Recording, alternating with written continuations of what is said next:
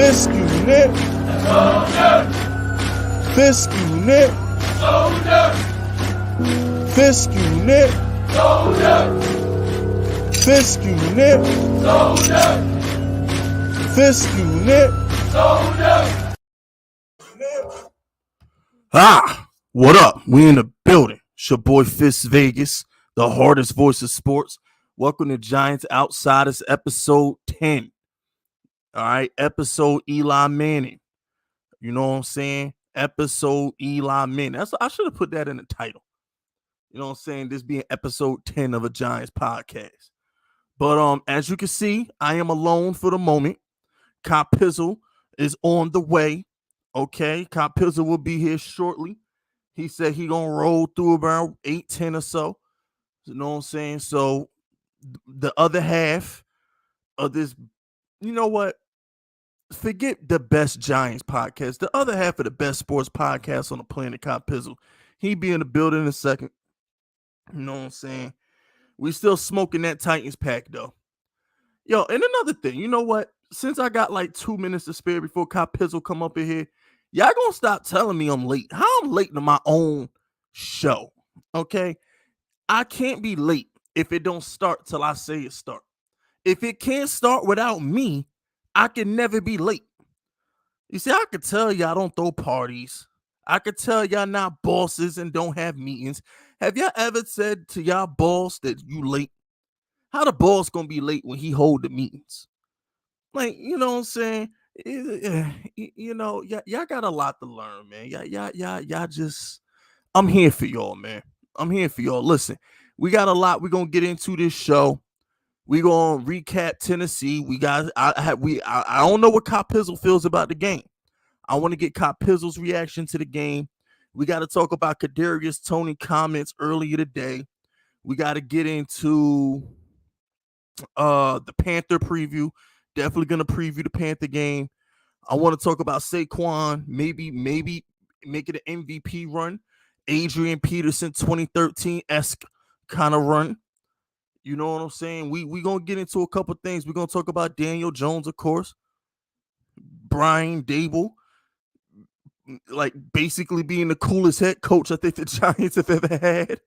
And you know what I'm saying? Like, Brian Dable is genuinely cool. He's genuinely a cool dude. He's not Ben McAdoo with the stupid fucking haircut, that stupid fucking mustache, and them stupid fucking glasses. Okay? He's not Ben McAdoo with those stupid glasses and that mustache. Okay? He's not Ben McAdoo. All right? He's naturally a cool, funny dude, and I like that. You know what I'm saying? We needed a Brian Dable. We needed that energy he had on the sideline when we won the game, the dancing in the locker room. We need that energy. That's a real coach. Period. Shout out to my man. Oh, Corey Harris. Oh, what up, Corey? Demon Corey. What up, Corey? First super chat of the night. Overreaction. Eagles still taking the division. Bro, ain't nobody concerned with the Eagles, man. How many times I got to tell y'all I'm not thinking about the Eagles? How many times do I got to tell y'all Jalen Hurts is no concern to me? Y'all see all those struggle balls that my man AJ Brown had to work to catch? I know y'all saw the medicine balls that AJ Brown was catching on Sunday. That dude Jalen Hurts can't throw, man. Stop the cat.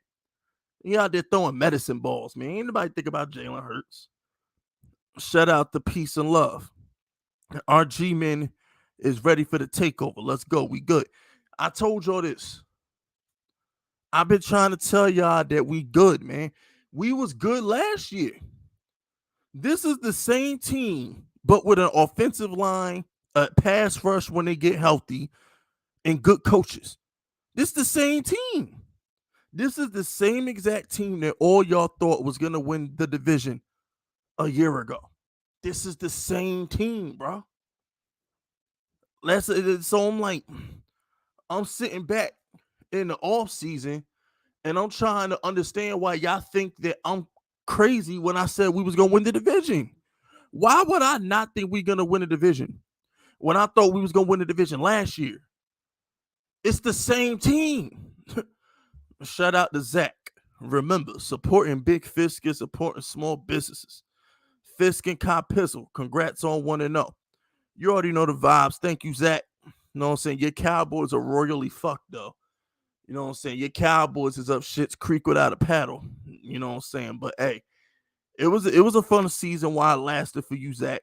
You know what I'm saying? Your Cowboys dead as fried chicken right now, but it was fun while it lasted. We're going to blow your brains out on Monday Night Football in 2 weeks. Oh, I can't wait to smoke that Cowboy pack on Monday Night Football. I can't wait. It's going to be lovely when the Giants blow out the Cowboys on national TV. It's going to be lovely. Yo, Demon Corey Harris. Demon Corey Harris really trying to call people out right now. I don't know about y'all, but I'm still kind of like, I'm still hyped over that win. It's Wednesday, and I'm still happy about that win.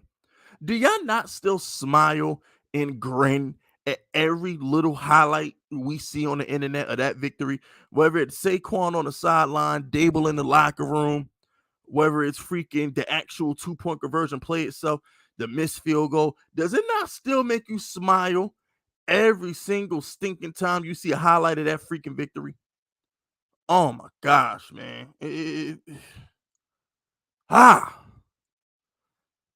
That's what I'm talking about. And here's the thing too, right?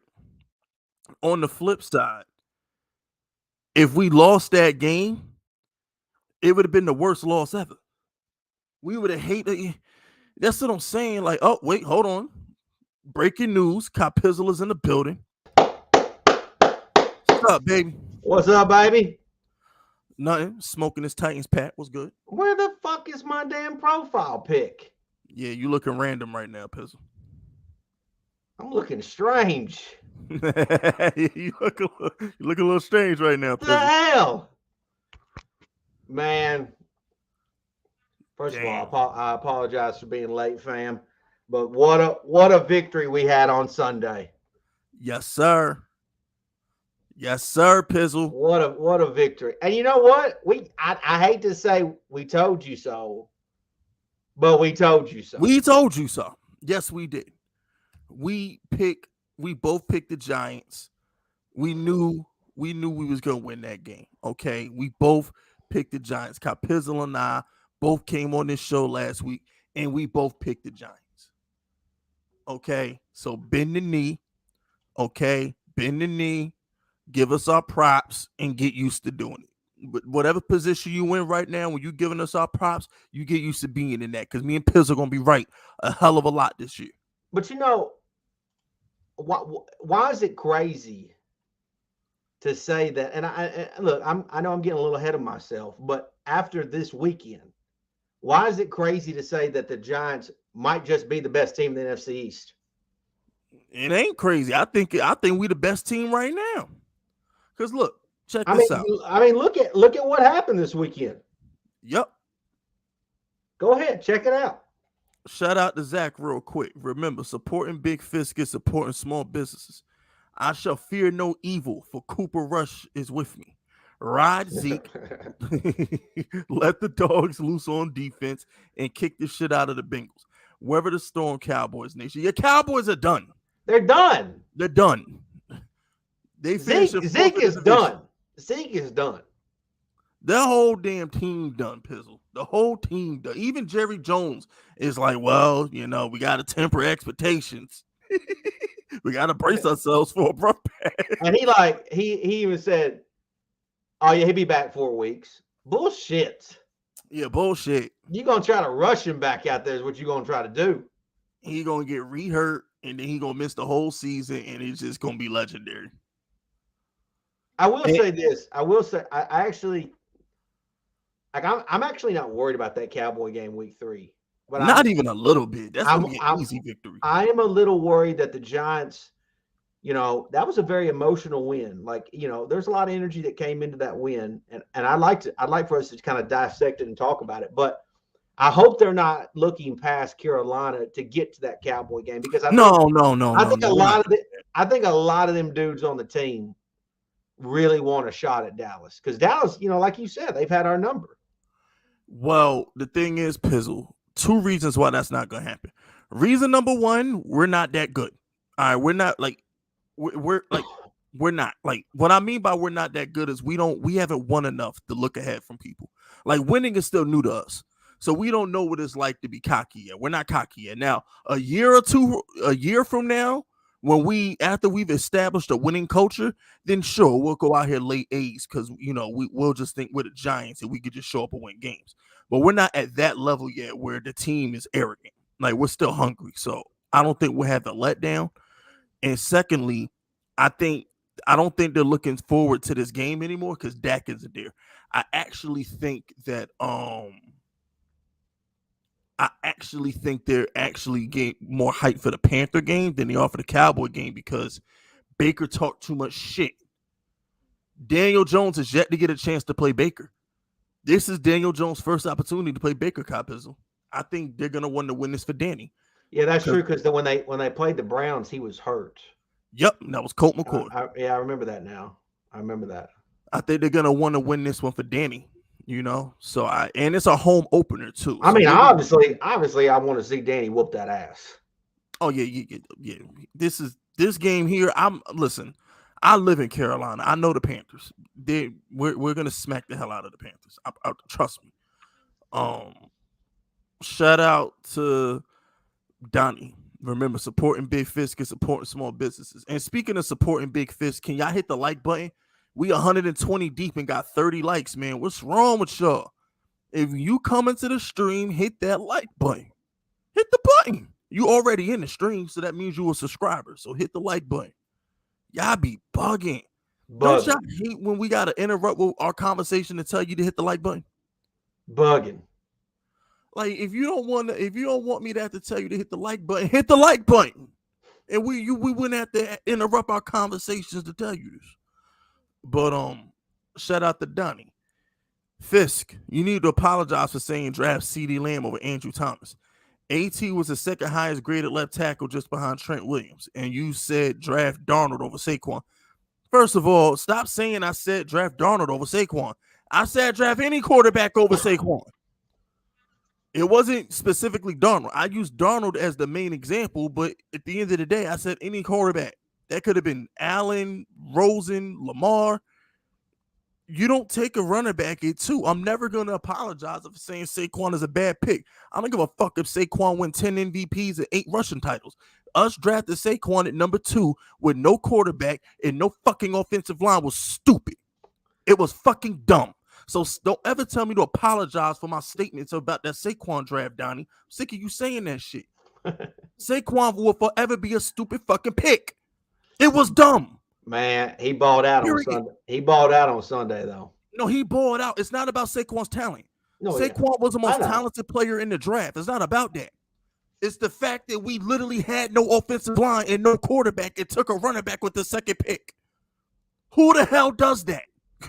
When Dallas took Zeke, they had the best offensive line in the freaking league. Like, what are we doing? They got lucky when they got Zeke too. Yeah, they did. That's what I'm saying. Like, because Tony Romo got hurt. Yeah, Tony Romo got hurt. Yeah, so it's like, don't ever tell me to apologize. The Saquon pick, it doesn't matter how good Saquon. I'll give you an example. Here's the best way I could put it. Even if CeeDee Lamb was good, I give you this the best way I could put it, right? No matter how good Jamar Chase is, they should have took Penny Sewell. Because look how badly fucking Burrow gets hit every sticking week. Pizzle, am I lying? I mean, he gets beat up. I went back and watched the highlights. That Steelers were all in his ass. They should have took Penny Sewell that tackle because Jared Goff be having a clean jersey. So it's just, no matter how good Jamar Chase is, Sewell was the pick they should have made. Period. Just like me, I was wrong. We shouldn't have drafted CeeDee Lamb. We should have drafted Andrew Thomas. That I'll apologize for. But drafting a running back at the number 2 spot with no offensive line and no quarterback was dumb. I don't care how great Saquon is, and he's great. Same thing with his rookie. Then he had 2,000 yards to scrimmage his rookie season. I mean, he was great on Sunday. He was great on Sunday, but Donnie over here trying to be Mr. fucking negative. You know what I'm saying? Over here trying to call people out on shit like let me not go in on Donnie. I got a show to do. Shout out to John Tay. 60 minutes, baby. 60 mother effing minutes. Damn right. Damn right. Now, Pizzle, what was the atmosphere like in the building? Oh, man. There was a lot of fucking Giant fans there. A lot. Really? Oh, yeah. Yeah, I mean, there was a good amount of Giant fans, and I'm gonna be honest with you. Like, a lot of them were so damn positive.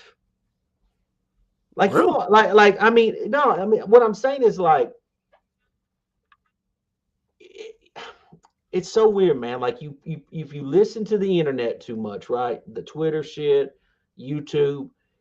A lot of them dudes would have walked into that game just with a negative attitude, right?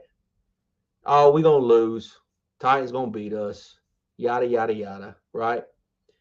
But, I mean, all the Giant fans before that game, they were fired up, like, ready to go. Like, yeah, we're going to win. Like, Giant fans were legitimately like, we're going to win. And even during the game, even when they went down 13-0, because let's face it, the Giants looked like shit the first half. They didn't look good at all. All the Giant fans that were around me were still positive. We still gonna get this thing. We were just waiting to get excited about something. And then when that the Saquon touchdown got him going, but man, it was that Sterling Shepard touchdown that, like, if that place had a roof on it, it would have got blown off. That was the one that, okay, we got a game. We got a game now. And so I just really enjoyed being around Giant fans and being around the positivity of them. You know what I'm saying? Like, it was just good to be around positive Giant fans, just positive people. And so it was awesome, man. It was a great game. That place was packed, Titans and Giant fans, but it was packed. And it was a lot of energy. By Danny too. Beautiful throw by Danny. Oh, yeah. And, man, let me tell you this. So I saw some geeks talking about – we're talking about the Shepard catch, right? The Shepard TD. Some geeks were talking about how that ball was underthrown, but they don't even see the fact that our guard, and I don't know which one it was, got blown up, and he had a D lineman diving at his leg, so he didn't get it full extension with his leg, and he still made a great throw to Shepard, who had his man beat. And then Shepard did what Shepard does, made a play. Yeah, I mean, he had no room to step forward, and he still made a great throw, man. And so Danny, I give a lot of credit to that dude, man. Like, he got beat up the first half. I mean, he did. Even in person, it looked way worse than it really was. And shit, man, like, he just went out there and just balled out the second half. I know he made that one bad throw in the red zone. But now I hate to interrupt you, but are we sure that was Danny's fault? Because somebody on Twitter, what's his name? Some guy who does film breakdown of the Giants on Twitter. We're talking about the interception throw, right? Yeah, the interception throw in the end zone. Damn, I'm gonna see if I can find his name. But while I look for his name, well, what did he say?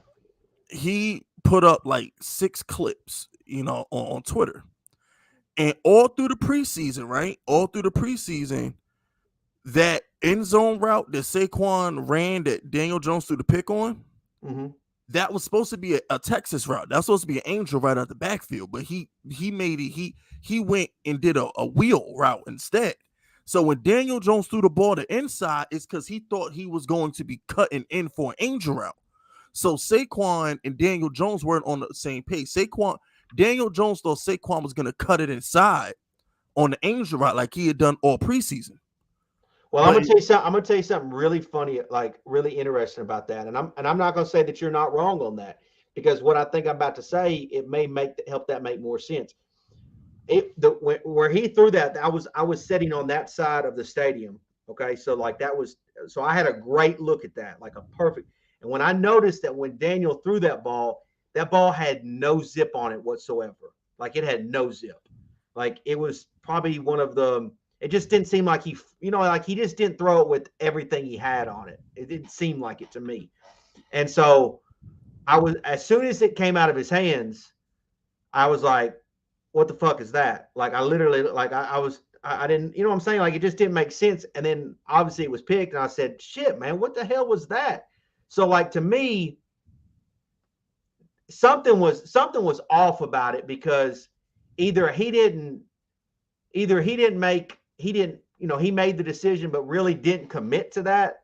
You know how like you do it and then, but you're not really for sure, or something was going on with Saquon because the way he threw it compared to a lot of other throws that I saw, he just didn't put nothing on that. So it was almost like he was a tweener between like a fade and like a touch pass. Does that make sense? He just didn't. He didn't fire that thing at all. But you know what pisses me off about it is that play. I'm standing up. I'm screaming. I'm like Golladay. Like that should be where Golladay is good for us. But Golladay sucks. Like he just like why will he not like where is his opportunity? Like where is he at in the damn game to make those big red zone target catches? We shouldn't even be having to throw to Saquon in that spot.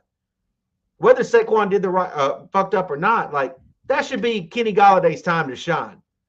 And like he just like I don't get it. Like I don't understand why he doesn't have a damn red zone presence.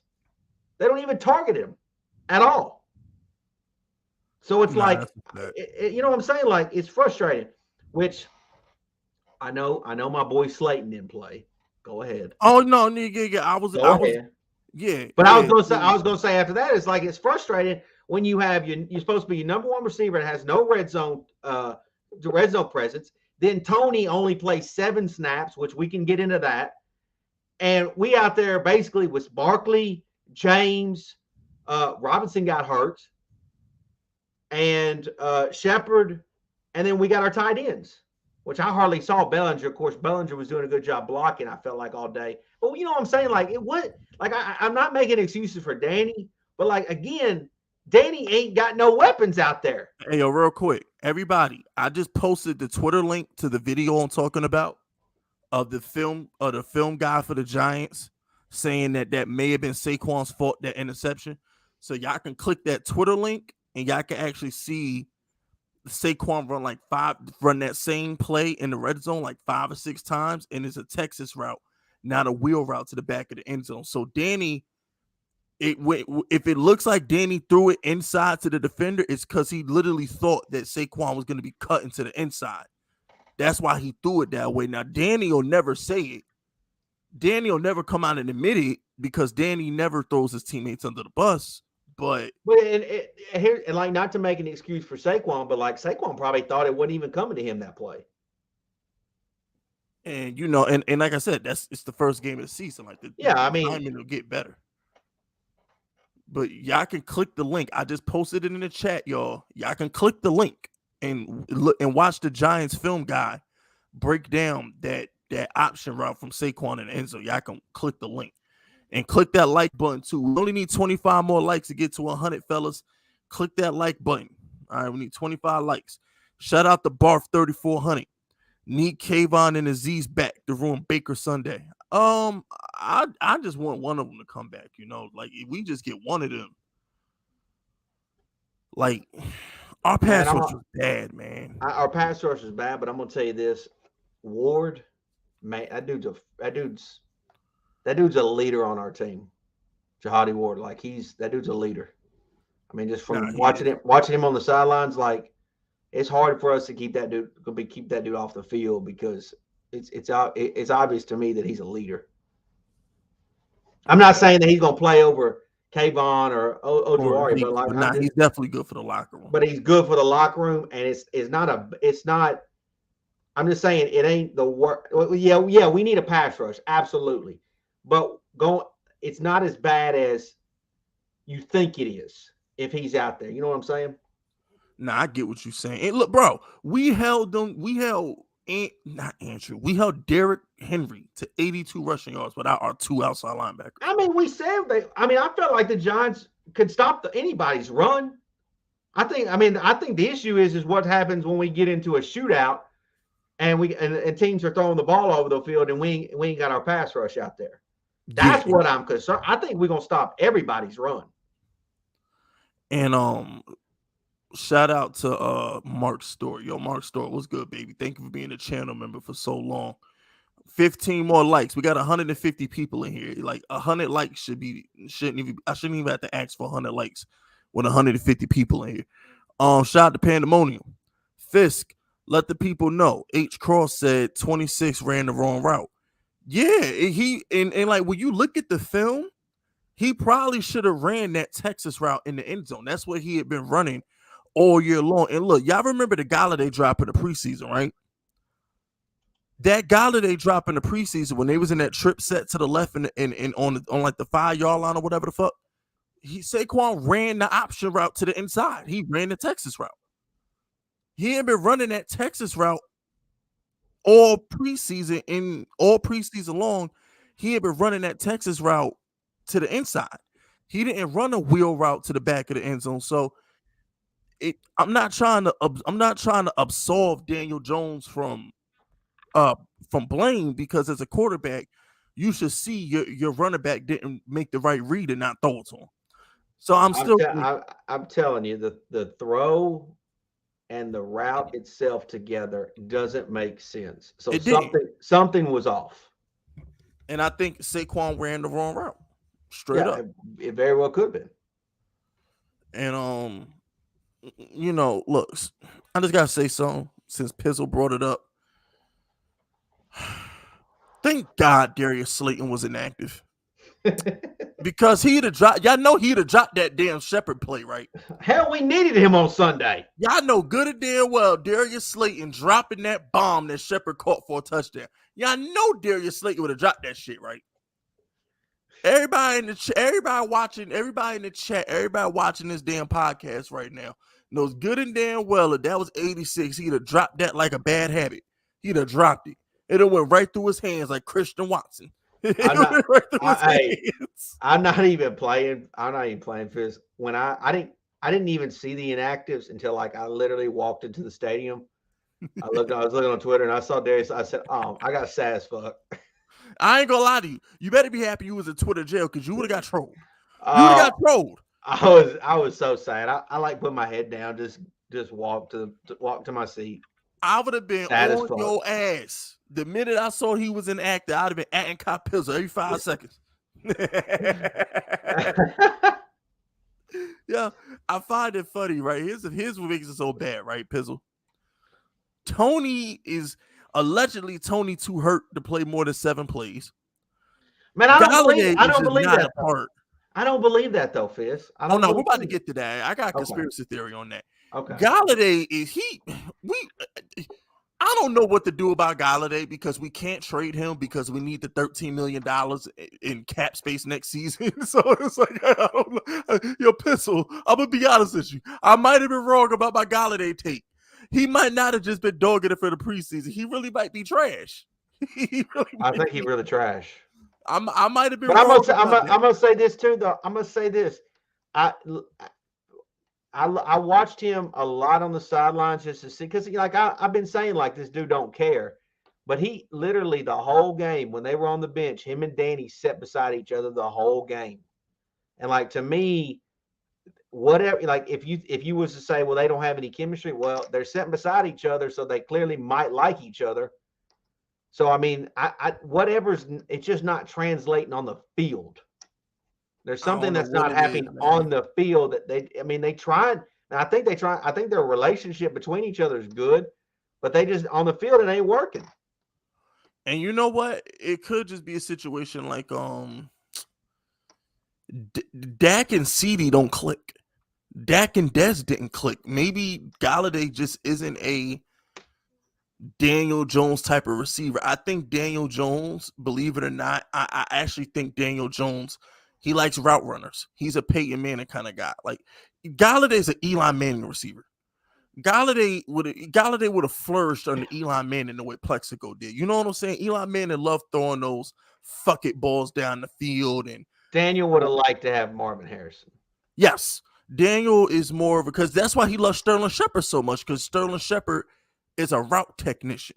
You know what I'm saying? I think Daniel is kind of like Dak Prescott in that sense. Like Danny and Dak like route techs.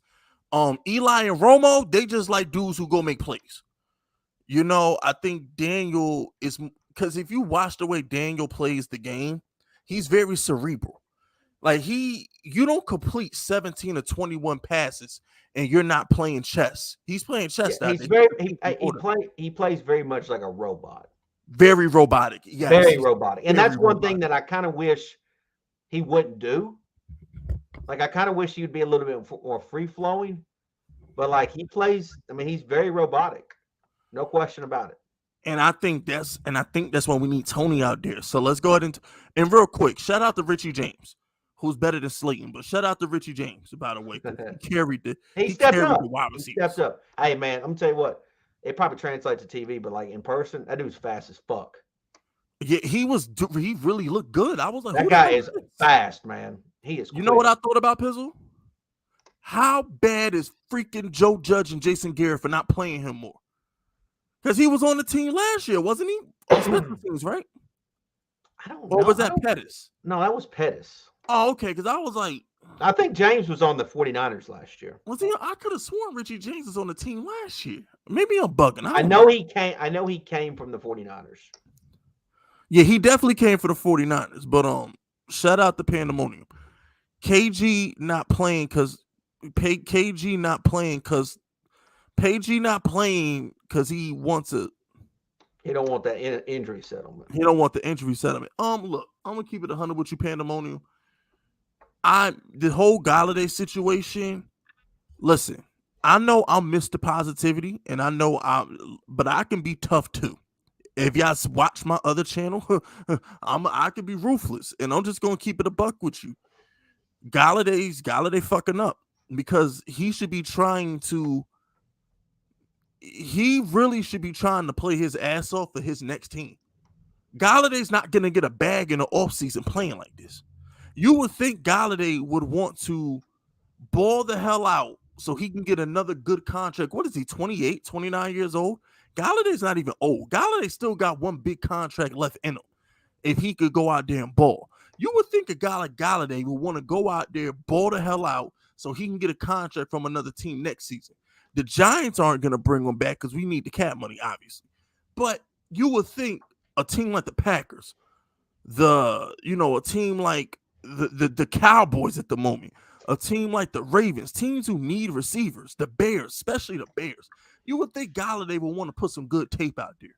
But instead, he out there running routes like a mannequin, to quote whoever said that on Twitter in the preseason. I don't know who said that on Twitter, who said Toney somebody on Twitter said Golladay run routes like a mannequin. I guess they route. They right.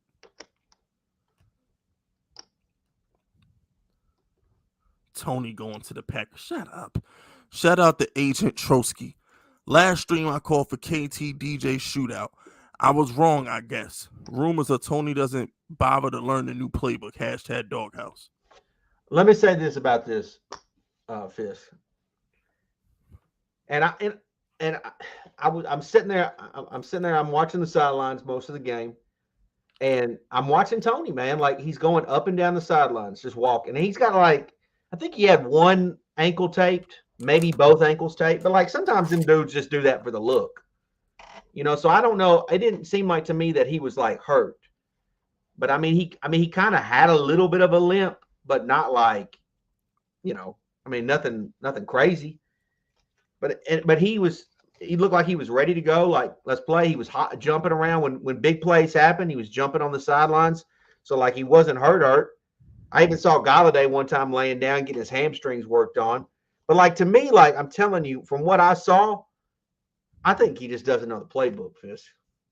I think there's something going on, like the dude doesn't know what the fuck to do. And they don't want to put him out there because either A, they don't want to get him hurt, or B, because, obviously it's a fast game and you can get hurt if you don't know what the hell you're doing, or B, they don't want him to fuck up because obviously if he fucks up, then what happens? Danny throws an interception, just like he did throwing to Saquon. And it's like, And I mean, like, seriously, like, they put him in that one play he had, that one really big play. Remember, they had him try to throw the ball, and he looked like Vic out there. He was scrambling all over the place. That was it. They had one design, basically trick play. And I know he played 6 other plays, but he didn't. I think the only ones that he ran was the ones that, like, I think he knew. I legitimately don't think he knows the playbook, Fisk. It doesn't make sense. Why, if he's hurt, why do you put him in a position to throw the ball? You know what I'm saying? Like, if that dude's hurt, got a bad ankle or a bad something with his legs, why would you toss it to him and have him try to throw the ball if he's got nothing on, if he's got no strength underneath on his lower half? I'm telling you, I don't think that. And then, like, even at the end of the game, go watch the replay of the missed kick. He's literally jumping on the sidelines, happy as can be. Like, I will say this is, like, he wasn't down. He wasn't acting like a dick or anything like that because he wasn't playing. I legitimately don't think he knows the playbook, Fisk. I'm not calling him stupid. I'm not calling him ignorant. I just don't think he knows. I don't think the dude put the work in the offseason. I don't think he did. And, like, that's a concern to me because, like, if he doesn't know it, how much playing time is he really going to get on Sunday? All right, so here's my take on the situation. My take on the situation is it. You can't just tell him, hey, go out there and just run deep. You can't do that. Like, he's got to know the playbook. I don't think this. Like, what other reason why would he only play 7 plays? You ain't saving him. You ain't gonna put James out there and David Seals over Toney. I'll say this. Here's what I'll say, right? How do I word this? I want to make sure I word this so y'all completely understand where I'm going with this. All right, has anybody in here ever been in a position of power? A management position at work? Maybe you got a little crew that you know, in your personal life. Have you ever been in a position of leadership?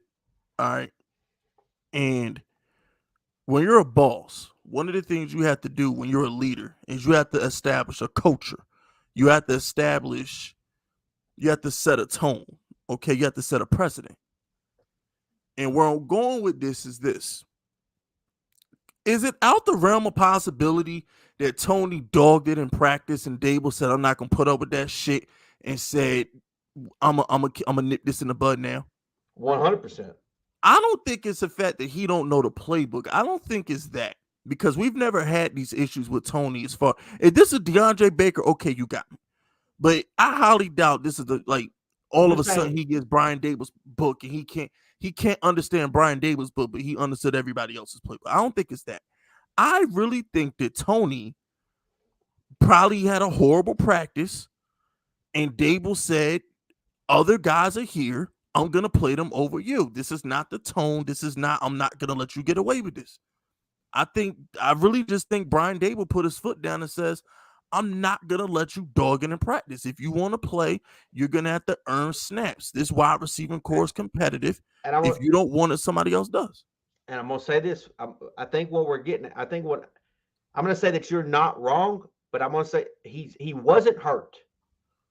I know he wasn't hurt. He wasn't hurt. I don't think he was hurt because here I said this in my video yesterday, Pizzle. If he was hurt, he wouldn't have played. He wouldn't have been. They wouldn't have had him in a position to throw. Yeah, he wouldn't have played at all. Like, dude looked like. I mean, seriously, the dude looked like Mike Vick out there when he started scrambling. Yes, he did. Because here's the thing, too, Pizzle. When you're hurt, because remember, Pizzle, we did this with Plexico a lot. We did it with Odell a little bit too. When you play a hurt wide receiver, they're a decoy. You play them every play as a decoy. You might not use them, but you leave them on the field as a decoy, but they're injured. You get what I'm saying? Yes. When it came to Toney, he didn't go on the field. He got 7 snaps. It was disciplinary, and if you ask me, it looked like he was in a dog. It looked like Dable was trying to make a statement on him. Well, I'm gonna kind of say like Joe Judge did. I'm gonna say that like you might not be wrong because if he dogged it in practice and he didn't give a damn, and then he just gets to play, then Dable's gonna lose the team quick. Yeah, because here's the thing. Exactly. Just what did Joe Judge do to him? Joe Judge did it to him. Remember the Washington game or something like that? Joe Judge, like, he was in Joe Judge's doghouse. I just think Toney, like I told y'all on Monday on the victory stream, Toney he might just be a different kind of cat. He might just be, he got Kawhi Leonard vibes to me. He kind of reminds me a little like Kawhi Leonard a little bit. I just think sometimes y'all got to understand that these Toney's a kid. Danny is a kid. Saquon, they're in their early 20s, man. They're in their early 20s. They're not, you still have to kind of establish authority and establish boundaries with these dudes. You can't, if you let Toney dog it in practice and play on Sundays, how you are ever going to get his respect? I think in order for Brian Dable to get Toney's respect, he had to play him. And what I mean by play him is, I mean put him in his place, not play him as in physically play him on the field. I mean, he had to fuck with him. He had to say, yeah, we're going to suit you up. You're going to sit your ass on the bench because you ain't playing right. You ain't practicing hard enough, so sit your ass on the bench. You're going to get 7 snaps. I'm gonna relegate you to a trick play because you don't want to practice hard. So I'm gonna relegate you to this little trick play. That's what I'm gonna do for you. I don't think it's something like that. It's something like that. I mean, I'm gonna be honest. If that is the truth, Fist, like we as Giant fans or Giant fans, period, we can't support that bullshit. I don't give a shit how talented Toney is. Like, obviously, dude's electric when he gets the ball in his hand. But man, if we're gonna go places, if we're gonna start winning the division again and actually get something, we can't have somebody out there that's not giving a damn. I don't think Toney. No, look, Toney wants to. I think he wants to win, but you still got to put the work in, Fizz. I just think Toney. Like I said, I think Toney is seeing what he can and can't get away with. That, like I said, I don't know Toney. If I knew him, or if Toney actually, from my vibe from Toney is like, Toney's kind of rebellious. Toney marches to the drum of his own beat. Toney's his own man, and I just think that Toney was like, man, you know, I just really just think Brian Dable was like, look, this is what it's gonna be. You gonna play by my rules, or you not gonna play. I just think that Dable drew a line in the sand, and I think Toney is gonna have to fall in line if he wants to play. Well, you know what's interesting about that is a lot of people, you know, all these geeks out there talking about like, oh, Daniel's not a Dable type of quarterback, or like Dable can't run his system with Daniel Jones. Well, maybe Dable can't run his stuff with Toney as his receiver. Maybe Toney's not the type of player maybe Toney's the type of player Dable hates and despises, right? The type of guy that has that kind of attitude. Obviously, when he does well or when he plays, he balls out. But there's something going on there because you see that chemistry with Shepard and Barkley on the sidelines with Dable. Right, you see that chemistry. You see guys buying into what Dable's selling, and he needs Toney. He needs Toney to buy into that. But Toney might not. Like Toney might not. All right, what I'm trying to say is something's up, though. We agree. Here's what I'm trying to say. Toney is he's very Kawhi Leonard-esque. All right, what I mean by that is just like Toney just might not be that kind of. I don't know how to word this, but Toney might just be his own person. Maybe Toney just his own man, and he's his own man. Like there's nothing wrong with Toney being his own man, but I don't want any like what Pizzle said about we can't tolerate that. It doesn't matter how talented he is. Bullshit. This is a talent business, Pizzle. I don't give. It's bottom line. LT snorted coke. And was late to practice every day. And Belichick and Bill Parcells told Belichick, don't start till he get here. He's LT. I understand that, but When you talented, bro. LT was a different level. Odell Beckham, we should have put up with his bullshit. Instead, we traded him, and we still ain't replaced him. 6 years later, no, we traded Odell 2019. I mean, I'll give Odell credit. Like, if Odell did anything, he just let his emotions wear. So he wore his emotions on his sleeve. But I think he did that because he knows he tried his ass off. Like, he actually tried. He gave everything. Whereas, like, Toney, like, I don't even know if Toney's tried. Toney has that dog in him. Just be patient with Toney. That's all I'm gonna say. Just be patient. Toney, no, I'm not giving up on him, but it just doesn't. Toney just seems like a moody nigga. There it is. That's the best way I can describe. Toney seemed like a moody ass nigga. I kind of like. But it doesn't make sense that he only played 7 snaps. I'm just gonna be honest with you. Like, Toney kind of like. Those a lot of y'all don't know me behind closed doors. What's the definition of that? Donnie, if Donnie's still in the chat, Donnie knows what I mean by this. Where it's like, because Donnie will call me some days, and some days I might literally be like, yo, fuck you.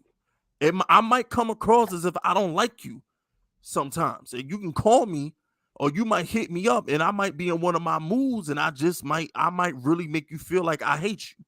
And then you could call me an hour later, or you can call me the next day, and I might make you feel like I'm your best friend. I'm a moody nigga. I am. Toney really might just be a moody ass dude. He really might be a moody dude. He might just be one of those people, kind of like how I am, off camera. Leave me alone. Toney might just be one of those dudes where it's like, let Toney be Toney.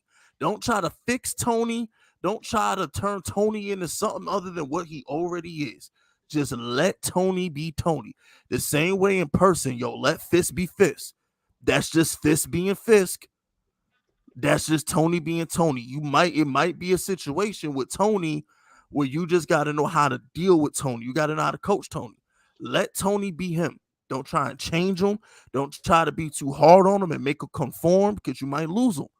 Because at that point, Toney's going to be like, oh, well, you don't understand me. Or this dude trying to bully me, or this dude is riding me hard. You don't want Toney to think that you're his op, that you're his enemy. Same thing with me. You don't push me. Like, don't come across me the wrong way, because I'm going to look at you sideways. And once I start looking at you sideways, I'm not going to be able to unsee it. Whatever I see in you that make me look at you a funny way, I'm not going to unsee it. And we're always going to clash and have beef after that. And that might be the kind of person Toney is. From a distance, that's what I'm seeing. That's just my 2 cents. But he still got to contribute, though, Fisk. Well, put him on the field. I mean, but you can't go on the field if you don't know what the hell you're doing. I think he knows the book. If he didn't know the book, we'd have known he ain't know the book. You know what's funny about what you said, though, was you know how he wears that like headpiece underneath his helmet? Yeah. One of the Titans fans around me said, well, hey, why does he wear that? And I look back at him, and I look back at the Titans fan. I said, that's just how he is. Yeah, Toney, let Toney be Toney. That's just what he does. You just gotta let Toney be Toney. Like I know for a fact I would probably get along with Toney, because like I always get along with I don't know. I get along with people. Like, I would get along with Kawhi Leonard very well. Like, I normally get along with quiet people. You know what I'm saying? A lot of my friends are quiet. You know what I'm saying? I get along. I've always been. Yeah, but like I find Kawhi Leonard to be like kind of awkward. I don't find Toney to be awkward. No, it's just funny though, because it's like, if you listen to Toney music, you'll get to know him a little more. I listen to his music, so it's like I got a feel for him a little bit, and he just seems like the type of dude to just let him be him. After listening to Toney music enough, I'm just gonna be honest with you. Toney just seems like the type of dude where you just gotta let Toney be Toney. Do not try and change him. This is a rebellious little nigga right here. Don't do it. All right, don't do it. Just let Toney be Toney. because he's rebellious. Don't try and change him. Don't make examples out of him. Don't overdo it. Just let Toney be Toney, and I think everything will be fine. But he did make an example out of him on Sunday.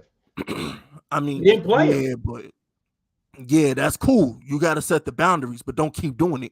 You don't do that shit 2 weeks in a row. He better play every snap on Sunday versus the Panthers. I think he will too. I think Toney will play every snap versus the Panthers and probably get like 8 catches because I know Daniel Jones is probably behind it. Daniel Jones is probably in the meeting rooms like, what the hell y'all got me out here throwing to? You can't tell me Daniel Jones isn't going to Kafka and Dable. Like, what the hell are we doing? You can't tell me Daniel Jones is behind closed doors. Like, yo, what the hell are we doing? But shout out to Pandemonium. His hips, bro. He got no hips. I don't give a fuck about Golladay hips, bro. We paying him. We paying this dude $17 million. Go buy a new hip.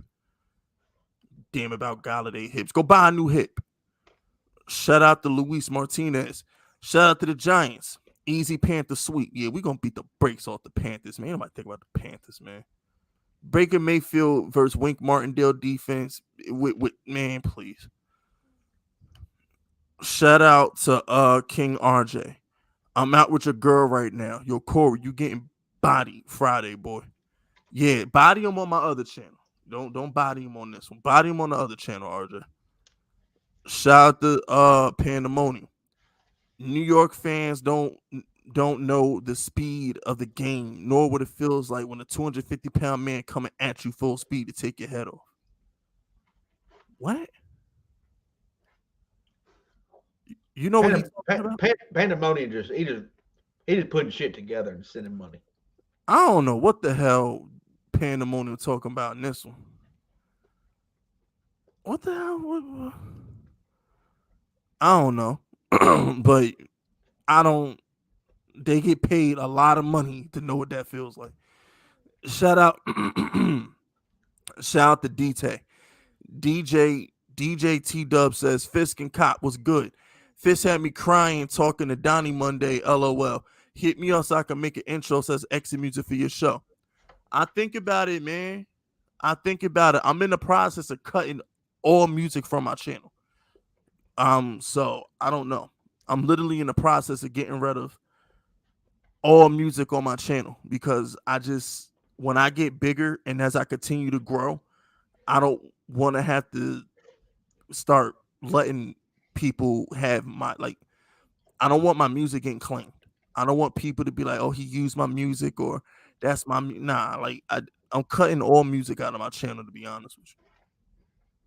The only videos I do now that have music in them is the firing range videos, to be honest with you. And I honestly thought about that Grant Cohen firing range video that I just uploaded on my other channel. You know, the Grant Cohen, the Sports Illustrated 49 beat reporter. I actually thought about not playing the Coke Like the 80s instrumental in that firing range. Like I'm trying to actually get rid of music on the channel, you know, just for business purposes, just long-term thinking, you know. Shout out to Pandemonium. Fisk, don't get it twisted. This dub was bad for Toney. We won basically with backups. He needs to get it together. Yo, I'll let Pizzle go first. I need to get something to drink. Well, I'm going to say this. When the game was on the line, who they put the ball in? Whose hands did they put the ball into? Danny's. Fucking Danny's. Hey, Danny, 4th and 1. We need to get this first down. No problem, coach. I'm going to roll out and get this first down. Hey, coach. Need the 2-point conversion? Give me the rock. I'll shovel past this thing to Barkley. Oh, you forgot about the touchdown. You forgot about that one. Third and goal? Yep. I got you, coach. I'm going to throw this thing in there. We ain't going to run in there. We're going to throw it in. We're going to throw it in. That's another thing people ain't talking about, man. I don't mean to change the subject on Toney, but like, I'm thinking name. I mean, like, you know what I'm saying? Like, if it's basketball and we're watching the Lakers, who getting the fucking ball at the end of the game? LeBron. Yeah. So the Giants told you on Sunday, the game's online. Guess who getting the ball? Danny. Danny. And Pandemonium, just to put because I actually want to transition into Daniel Jones. Look, the Toney situation, he'll be fine. He's our best receiver. Period. He's our best receiver. They're gonna use him, and that's that. All right, whatever discrepancies, whatever relationship, line of communication that needed to be ironed out, I strongly believe they ironed it out. I'm just saying that for Pandemonium because, like, yeah, we need Toney. Like, I get that. We need Toney 100%. But, like, with or without Toney, game on the line, it's ball's going in Danny's hands. That's a fact. That's a fact. Shout out to T2. Yeah, shout out to Zach. T2 needs to make a montage of all the times I bodied the dirty 49ers. Yeah, man. Look, shout out to Butters. I think Butters paid me about between $800 and $900 to throw all them 49er YouTubers in the firing range. So shout out to Butters, man. It's nice doing business with you. I'd have lined up like 5 49er YouTubers for Butters. If y'all want a custom firing range video from me, just let me know. We starting at $150. I'd line up your mother. I'd line up your coworker, your boss, your teacher, your dead ops. I don't give a fuck. I'll line your dog up if he shit too much in the carpet. Whoever you want me to roast in that firing range, I got you. Just send it back. Pizzle. Who was that? Who was that 49er content creator you said? Or the some dude named Grant Cohen. Okay. No, he's actually works for Sports Illustrated. He has a media pass and all that shit. He's Butters sent me a whole bunch of info. Like he was fantasizing about Deebo Samuel's booty and shit, and he got punked by Ken Law, the 49er first round pick a couple years ago. Oh, yeah. I remember that. Yeah. No, that happened like last year, didn't it? Huh? Didn't that happen like last year? That it was like it went on social media too, didn't it? Yeah, I think it was a couple months ago. I don't know. It wasn't that long ago. It wasn't that long ago. All this stuff is new to me. Like I said, when they pay me for the firing range videos, I tell them when you send the money, you send the dirt. Because I'm not about to sit here and research these people. Whatever dirt you want me to expose, send the dirt, and I do what I do. I can make fun of paint on a wall if I had to. It's just what I do. Just give me the dirt, we'll figure it out. Shout out to Pandemonium. That's why I love the outsiders. No matter what, we rock with our quarterback. Yes. Now, Pizzle, let's get to the quarterback. That's the best sentence he's put together all day. Yes, it is. Daniel Jones. Okay, so check this out. Daniel Jones does not get enough credit for going 17 for 21 when his number one receiver was Richie James. Say it again. He went 17 for 21, Pizzle. 17 for 21. With Richie James as his number one receiver. After getting crushed the first half, too. 5 sacks. 5. Didn't get rattled. Didn't start throwing dumbass balls because he was scared. Stood there, took it like a man. A 60-minute man. You're damn right. That's our quarterback. Daniel motherfucking Jones. That's our guy. Imagine critiquing that guy. I know. You know what I'm saying? Like, this dude, Daniel Jones, don't get enough credit. Because... he threw 4 incomplete passes. And you know, PFF said he had the highest completion. What was the PFF tweet? It was Richie James dropped one of them motherfuckers. Facts. No, Daniel Jones had 0 off-target completions. Yeah. He didn't throw one inaccurate ball on Sunday, according to PFF.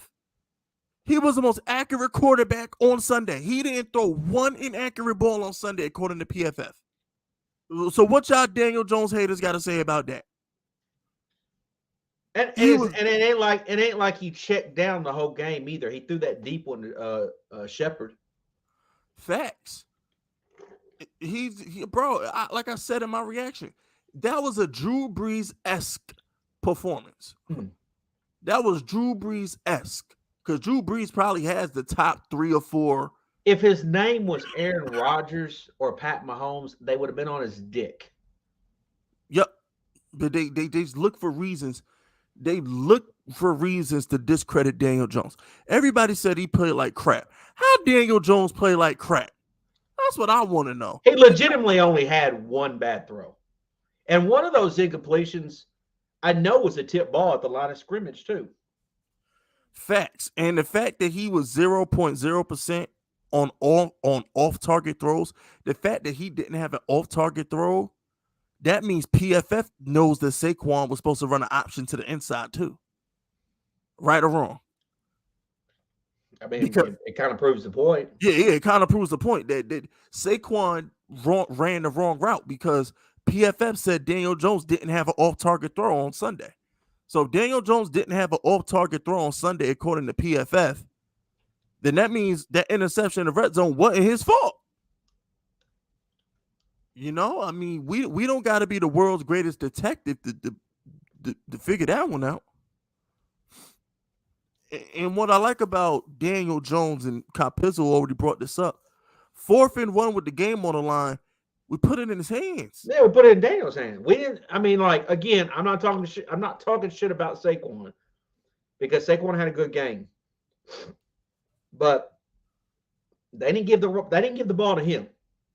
They gave it to Daniel. Yep. Because they knew Daniel would get it. I mean, that's like, I mean, and then even on the shuttle, the shuffle pass, like, I know it ultimately ends in Barkley's hands, but they, you could have handed the ball off to Barkley. You could have done a lot of different things, but they incorporated Daniel into the play. And Pizza, what did I tell you all summer long, bro? Remember I told you Brian Dable's going to run the hell out of Daniel Jones? The second play of the season was Daniel Jones quarterback draw. Yep.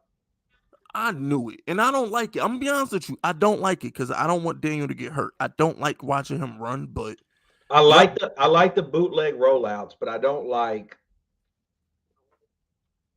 him running forward. Yeah, this is Brian Dable's offense, man. Like, this is what he wants to do. So I was like, I knew I wasn't gonna like it, but hey, that's what Brian Dable wants to do. He wants to run Danny. So I was like, all right. But the game on the line, Daniel Jones, nobody talks about it because everybody wants to focus on is the 2-point conversion play. And I get that. That was legendary. But Danny threw the game tying touchdown. Yeah. Danny literally got you to that point. The bootleg rollout, the pass, like the play action pass in the end zone. Like, I mean, that it literally got you there. I mean, he got you there multiple different ways. And like everyone, I mean, again, and Saquon did have a special. Don't get me wrong, Saquon was special on Sunday. That was a great game from him. But go ahead, Pizzle. I was just gonna say I can't do this all year, man. I can't watch Daniel play and then have these fucking geeks critique him this way. I just can't. Like, it's obnoxious, man. It's so silly, like, because you're just trying to make up a reason to say, yep, we're moving on from this guy. It's crazy to me. And like, I remember these dudes, a couple guys was talking shit with me when Daniel fumbled the ball, on that sack, the strip sack or whatever. I think it was Jeffrey Simmons that got him when they were at midfield.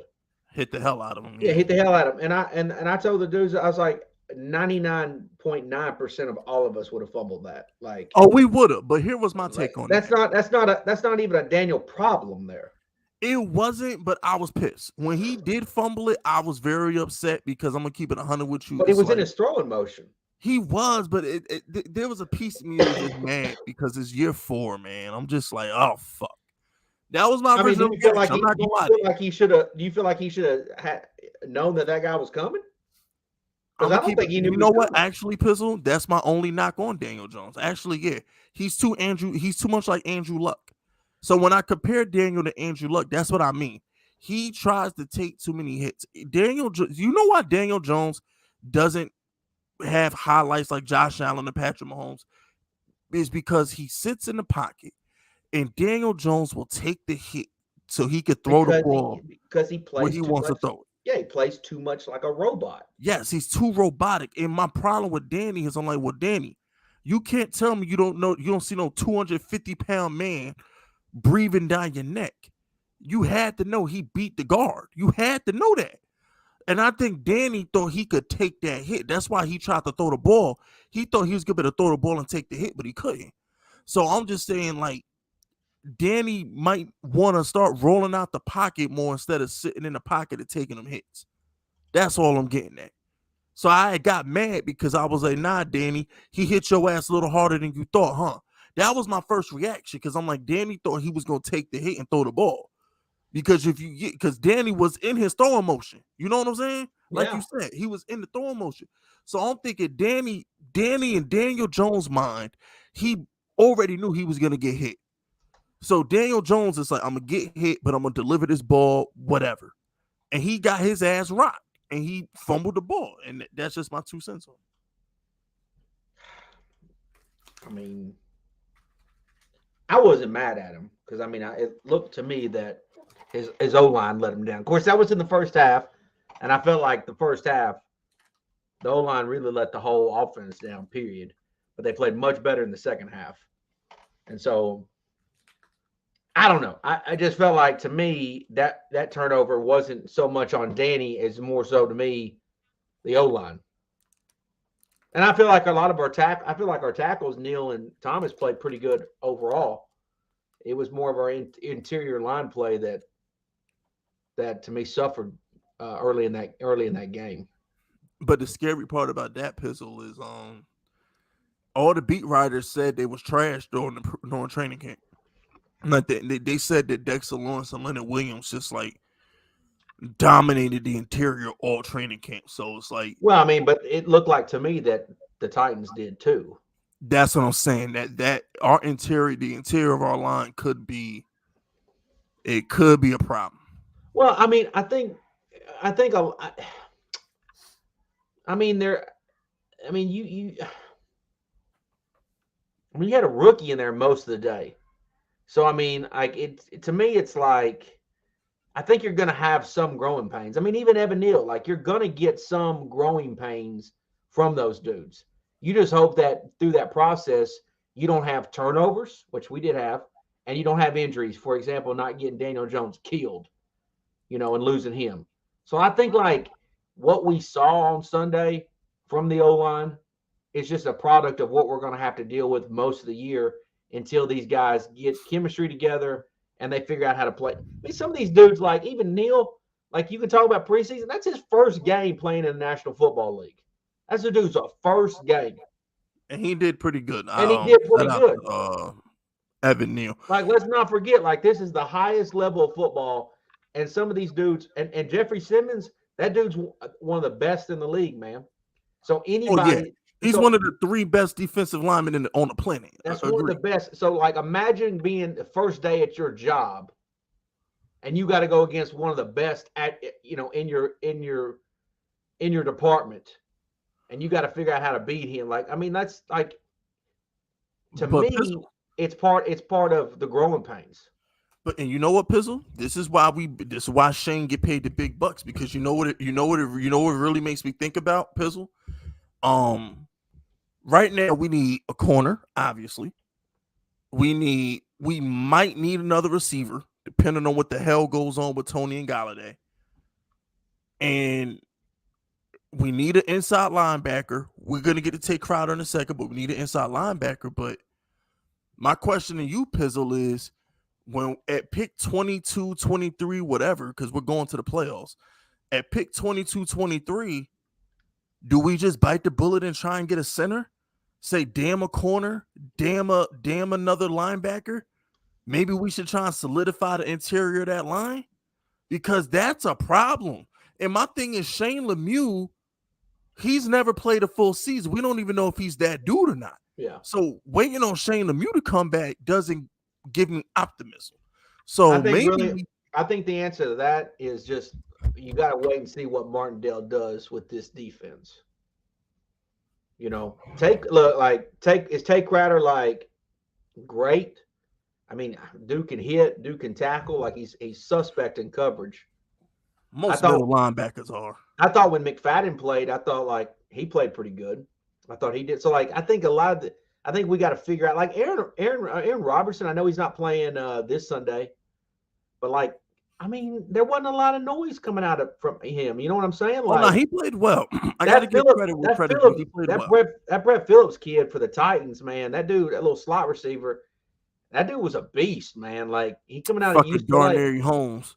Yeah, all that training camp hype. He was out there getting torched. He got home, so like it wasn't like he was getting Robinson. So, I mean, I think we just got to wait and see how this defense works, how it performs.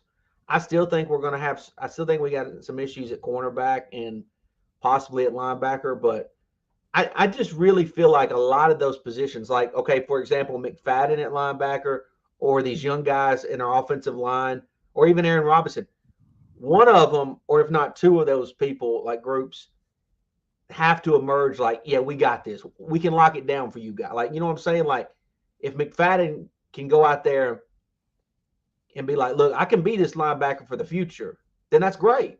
Like we got to give him time to show us that he can be that.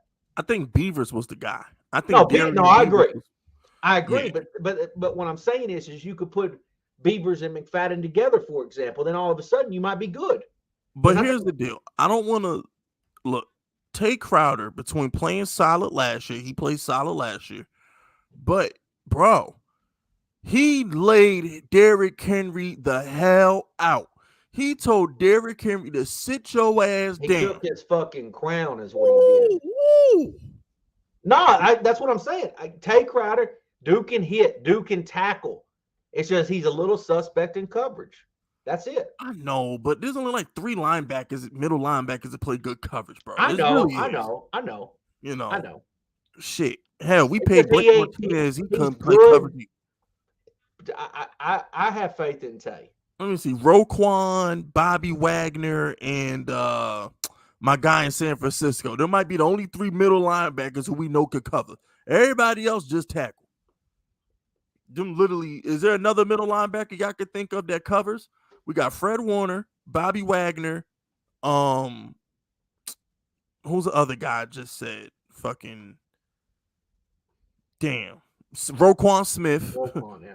Yeah, it's like how many middle line? Micah Parsons, technically, because Dallas still starts him at middle linebacker, then they rotate him to edge. Oh, yeah, Darius Leonard. Darius Leonard's a beast, too. Okay, so we got Darius Leonard, Micah Parsons, Wagner. I mean, Fred Tay's he's not bad. Like he's a good player. Like I thought he was good last year, and honestly, in this system, he might be an even better player. Like truth be told, like we just gotta give it time. Like I don't know where we would be right now as far as draft goes. I definitely know this. It wouldn't be a fucking quarterback. Nah, it's not gonna be a quarterback. But you know what I just thought about? We're on pace to have $55 million in cap next season. I mean, in the offseason. I personally think we should buy the corner. I think we should buy the corner and draft the lineman. That's what I think. Available. Because the thing with corner is, remember, we're buying a second corner. Adoree is our shutdown number 1 corner.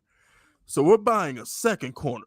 And I just think that we're going to win the division, right? The Giants are going to the playoffs, which means the Giants are going to have like the 20th pick in the draft. So if you're picking in the 20s, you're more likely to hit on a lineman in the 20s than you are a corner. That may, if you get where I'm going with that. I mean, yeah, but I just think why are we talking draft? Oh yeah, I know. All right, because you just. All right, yeah, you're right. I just got worried about the interior line. But anyway, shout out to Zach Phillips. Remember, supporting big fish is supporting small businesses. When get a chance, look at that tag. Look, when you get a chance, I tagged you on Twitter. The disrespect on Barkley, people calling injury prone North. What the fuck? Man, ignore those people, Zach, bro. Those people are There's a lot of goofy ass people on Twitter. Yeah, there's a lot of goofy ass. I just got released from Twitter jail today. Oh, you out of Twitter jail? Yep. Fucking came out of that bitch. Hands up. Said, Lord, I'm free at last. I am free at last. They let my man Pizzle out of Twitter jail. Shout out to Twitter for letting Pizzle free. Yep. Thank you. Appreciate the roof you put over my head for a week. Oh man, they had my Fucking man. geeks. They had Pizzle in fucking solitary confinement out there, motherfucker. Yep. Dark as hell. They threw Pizzle in the hole. I'm sitting there at the game. I'm like, I want to tweet. And I'm like, I can't. The one time you go to a Giants game, you in Twitter jail. I know. Right? I'm in Twitter jail. I want to tweet, share pics, all kinds of shit. Nope. I'm in Twitter jail. Yeah, but Zach, listen, Zach, screw those people, man. We're not gonna dignify those assholes. A lot of people are weird on Twitter, man, to be honest with you. A lot of weirdos. Yeah, and I don't want to end up in Twitter jail like Pizzle anyway, because if the minute you respond to people like that, they fucking report you and you end up in Twitter jail and shit. Shout out to Lucas. What's good, y'all? Looks like Fist was right as usual. I burnt that $10 on Darius Slayton touchdown. Bummed it play. I told you. I'm sorry, Lucas. I'm sorry. Pizzle, they don't want him on the team. They made him take a 60% pay cut. This might be the opportunity to be on the roster. This might be the week, Lucas. Bro, can I get credit? Chat. Throw me give me my flowers, because didn't I tell y'all Darius Slayton was an idiot for not asking for his release? Because if Darius Slayton was on Green Bay, he'd be playing. If Darius Slayton was in New England, he'd be playing. If Darius Slayton was in Baltimore, he'd be playing. But yet he's on the Giants as like the 7th receiver, not getting no playing time. Richie James and David Sills and Kadarius Tony got 7 snaps. You know it's bad when he doesn't suit up at all. And we featured Richie James and David Sills. It's bad. They might be just saving Darius Slayton. For what? For a trade? For what? Dude, the new water boy, like James just said, he the water boy. He's an idiot. Darius Slayton a whole dummy. He should fire his agent. He should have went to a team that was going to give him a chance to produce. Who's going to pay Darius Slayton? Let me ask you a question. Who's going to pay Darius Slayton next season? I say the same thing about Golladay. You got to put good tape out there when you're about to be a free agent. This was Darius Slayton's contract season, and he's not even active. That idiot should have went to a team that needed him. You think that Pizzle? I don't hate Darius. I think Darius Slayton's garbage, Pizzle. You know that. Mm-hmm. But he'll start for the fucking Bears. Who the Bears out? What? The Bears threw a touchdown to Pettis last week. Who playing with me? Aaron Rodgers wanted to strangle those 2 rookie receivers on Sunday. I mean, come on, poor Mac Jones. I don't know what the hell he throwing to. I think we saving Slayton. I think that's just what it is. Man, we don't want to show his plays yet. Nah, his plays is giving Daniel Jones and Toney water bottles and shit. That's his play. His play is to be a cheerleader. He need to come on. Darius Slayton's job on the Giants. His new title is touchdown celebration coordinator, TCT.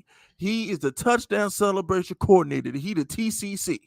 He gonna coordinate all the touchdowns when we score. That's Darius Slayton's job. He gonna coordinate all the touchdown moves. That's his new job.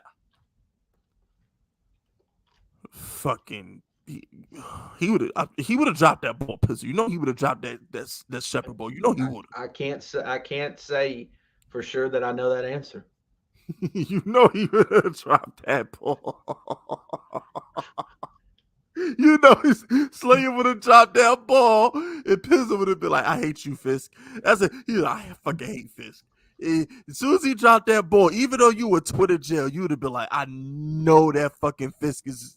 I hate Fisk." Because only the first thing that would have ran through your head. Matter of fact, someone did tweet me about Darius Slayton. They were saying like, "Oh, he's on the act." I couldn't respond. I couldn't say shit.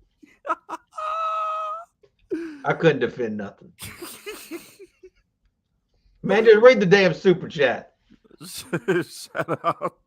Shout out to D Hall, man. How much better does defense get with AZ and KT? You go first, Bill. I mean, we had no pass rush on Sunday. No pass rush. So I know for a fact they're going to bring at least a pass rush.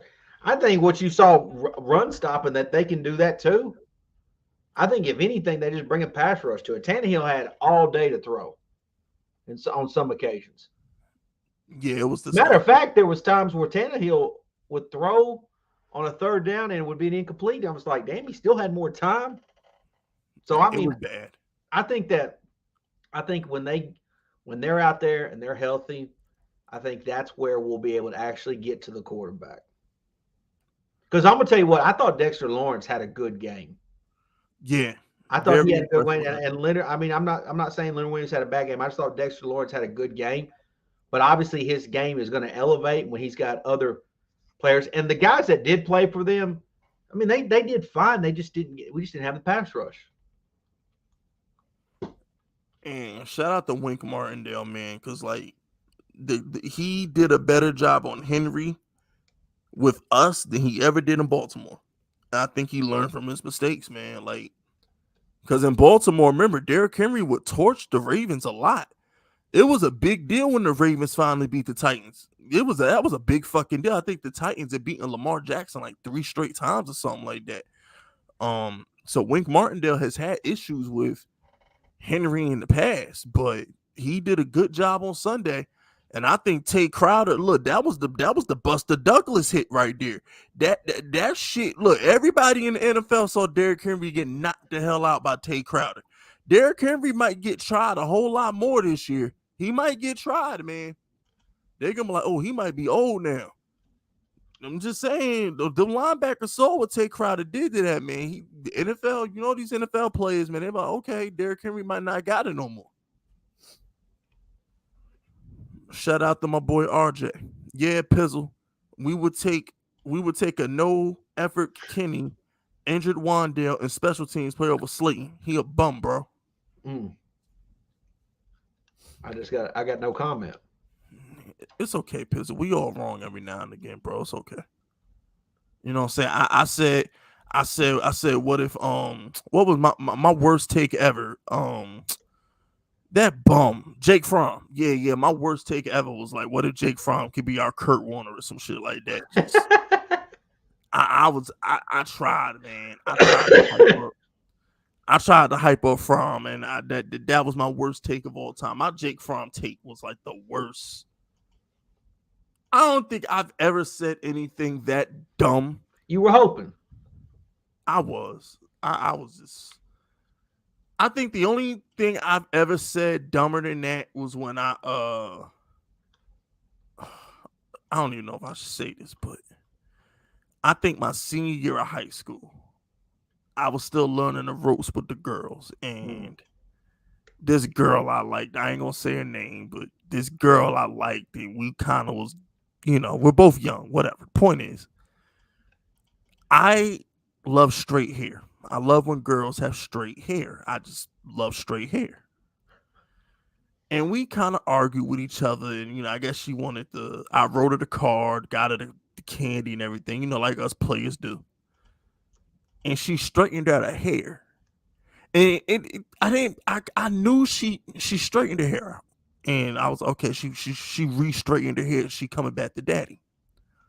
But when I went to holler at her at the end of school while we're waiting on our parents to pick us up or something like that, you know, I go by her and whatnot, and she acting a little, I don't know. I forgot why I said it. But I was like, damn, would you having a bad hair day or something? And that was, have you ever said something so stupid to a girl, Pizzle, that you just died in the inside as soon as you said it? Yep. That was me that day. And I don't know, she was acting funny. I still don't know why I said it, because at that point I already apologized. I went on a date with a girl one time that we went on a date and we went back to her place or whatever, and she's like, I'm gonna wash up, or she cleaned her face. She came back, she washed off the makeup off, and I literally just I didn't even mean to say it, just came out. I said, what happened to your face? I fucked up. It happens. I didn't even mean to say it. I just said it. You died in the inside. I was like, fuck, day. why the fuck did I just say that? It just came out, Fisk. Like I didn't even mean to say it. Literally said it straight face. What happened to your face? I knew and you know what I did? I just got the fuck up and left because I knew it was over with. It happens to the best of us, man. It wasn't nothing. I wasn't coming back from that. It wasn't. Yeah, exactly. Yeah, it happens to the best of us, man. I'm crying because I've actually said some shit like that before. Oh my gosh, man. It happens to the best of us. Yo, players mess up too. We all got to learn the ropes, man. Oh, that's fucking hilarious. Yeah, it's true fucking story too. If I'm lying, I'm dying. That's a true story. I thought she was cute as hell. Then she wiped off her makeup. Yo, Pizzle fucked the pussy up that night. I did. I really thought I was into something. Pizzle was home. Yeah. Pizzle really just crossed third base. He really was. You know what? I was Russell Wilson at the 1 yard line. Oh shit! Yes, that's exactly what you was. I was right there. She had took her makeup off. She was ready to give it up to you. I was saying the same corny. I was saying the same corny shit. Let's ride. Let's ride. Let's ride. Oh man, don't feel bad, yo. It happens to the best of us, man. Players mess up too, man. Oh, that's some funny shit. You ain't gonna learn that shit living in your mama's basement, though. Nah, you got to talk to the girls that had these experiences. Yeah, you know what I'm saying. You got to talk to the girl. Yeah, and that's another thing. You're not gonna get commentary like this nowhere else but on Giants Outsiders, man. A lot of these geeks don't even have experiences like this, so you know. That's why you got to come to us. This is why. Shout out to Luis Martinez. How much the lineup Eminem stands? Oh, that's Grant Cohen money right there. That's like we talk 400 or 500 for that. That's Grant Cohen money right there. I charged Butters $400 for Grant Cohen, and that was the homeboy discount because I really didn't want lineup Grant Cohen. So it's like the prices do vary. Eminem was one of my favorite rappers. Like I don't think I would ever line up Eminem or his fans because I'm one of them Eminem stans. So I don't even think I can do that one. Eminem, 50 Cent, Daniel Jones. There's a couple people who I would never disrespect on my platform. Eminem, 50 Cent. Those are like the two tops. Like it just would never happen. It's just certain people I'm just never going to line up. Shout out to King RJ. A girl I was messing with. A girl I was messing with showed me her mom, and I said, "Your mom look better than you." Damn. Mm. And you know that what? Could go either way, though. That means RJ's a fucking man. That definitely means RJ's a man, but that can go either way, though. He didn't want to mess with the little girl. He wanted him a woman. Yeah, that can go either way because but the problem is this, Pizzle. The way RJ talks, he probably said that really disrespectful. So he definitely blew it that day. Because he probably said it in a way that wasn't like complimentary. So he probably blew it that day. But Pizzle, on to the Panthers. What you think about this week, man? We'll see. I mean, I watched the Panthers and Browns. I caught up on that, just see what the Panthers are all about.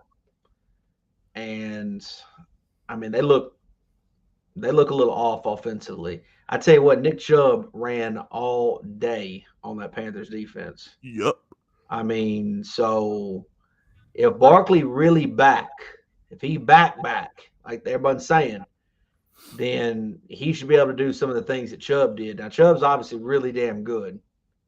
No disrespect to him. Yeah. But Saquon needs to be like Saquon really good too. So, I mean, it looks like we can run on that defense. Not saying that we need to because Danny can't, but I'm just saying it just seems like to me that Panthers defense gonna give some things up on the run. As far as offensively goes, I kind of feel like McCaffrey could be a little bit more of a challenge than Henry was.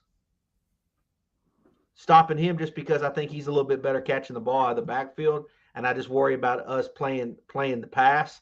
But I don't think it. I mean, Baker didn't look all that great.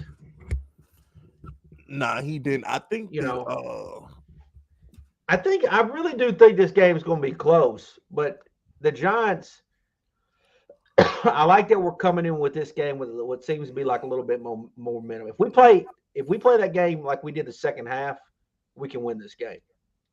I just don't want that first half bullshit that we saw. yeah, I think, to be honest with you, I think we dominate this game. I know I say that a lot, but I think the difference between this game, Pizzle, and the Tennessee Titans is the Panthers aren't that good. We beat the number 1 seed in the AFC, bro. The Titans are a good team. They were the number 1 seed in the AFC. All right, so like us struggling versus the Titans is completely different than us. I would be concerned if we struggled against the Panthers because the Panthers are actually a bad team. Like the Titans were a 5-point favorite against us for a reason, right, Pizzle? Yeah, I mean, like I think ultimately, I mean, obviously they were the home team, so they get a little bump on that. But like Titans, I think are a better team than the Panthers. Yeah, they were the number 1 seed in the AFC, and that's what I'm trying to tell people. Like the Giants, as of right now, are the best team in the East. We're the best team in the East because we beat the best team. Like the Washington Commies, they beat Jacksonville. What they do? The Eagles beat Detroit. What they do? We beat the number 1 seed in the AFC. I just want to see how this team handles success. Because obviously winning that first game on the road, that's success. How are they going to handle it? Are they going to still be hungry? Or are they going to bullshit off? Pizzle, we not good enough to be. I get your worries. I Pizzle. know. We're a year away from that worry, Pizzle. We a good year away from having that conversation, bro. We haven't won enough games to ever look ahead on anybody. We just haven't. We're not. We haven't won enough games to be cocky. I understand that. I get that. It's just I'm telling you, if we can win this game, Fierce, I think we could be 3-0. And you know how hard it is. You know how hard it is to not make the playoffs when you start 3-0. Pizzle, we play the Bears after the Cowboys. We 4-0, bro. Pizzle, we not losing for a minute. The only game our first. That's a month full of winning.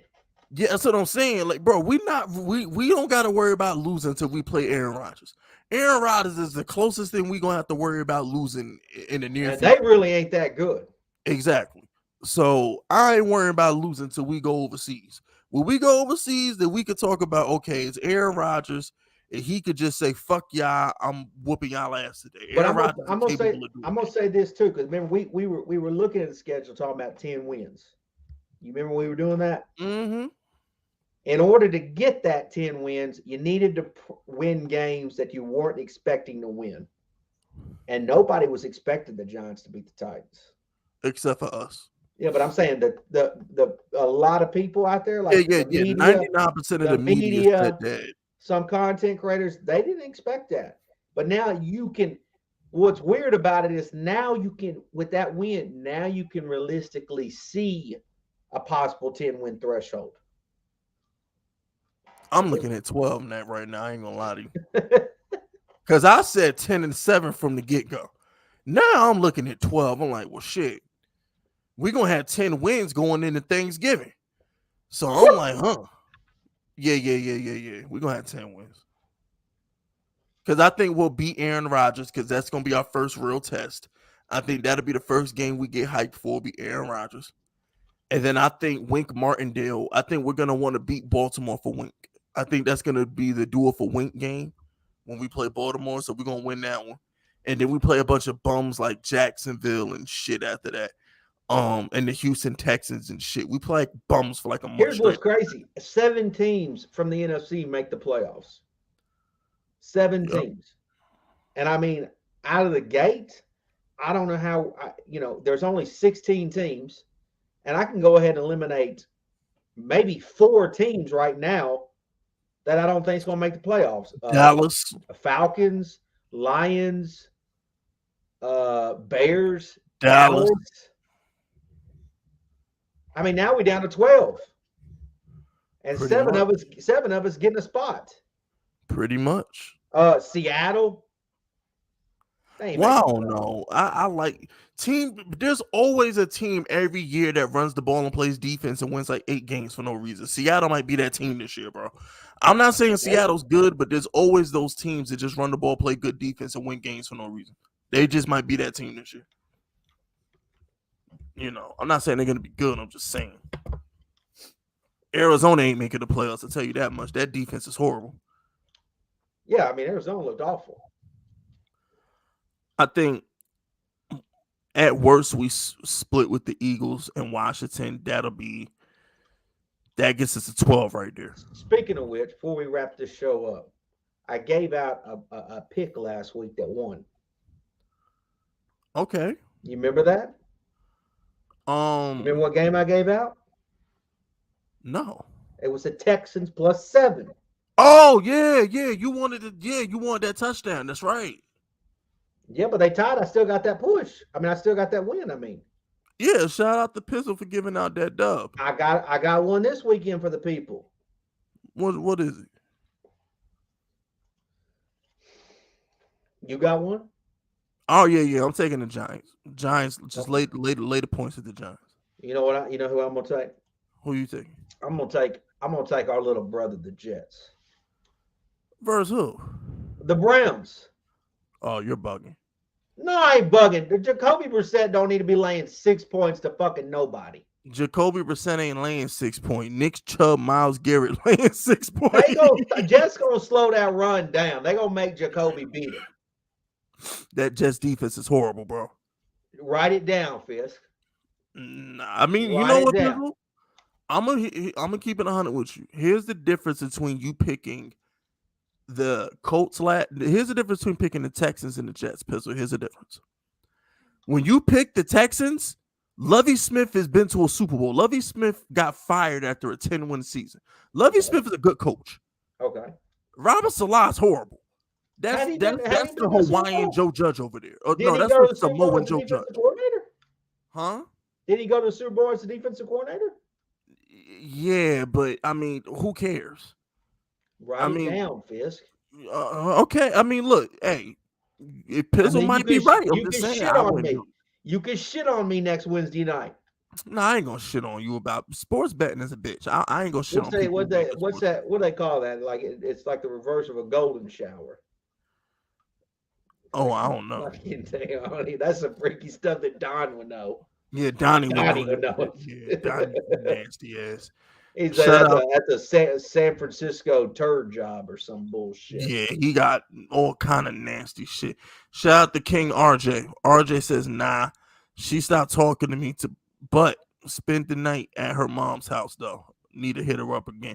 Hey yo, shout out to RJ for smashing somebody's mother. Y'all always applaud. As a matter of fact, Zach Wilson, which I don't think he's playing on Sunday, but he got that Zach Wilson energy. Yeah, shout out to Zach Wilson. He's a bum, but you know, he definitely got that grown man dog in him. Yeah. You know, we definitely respect young men who can smash these cougars.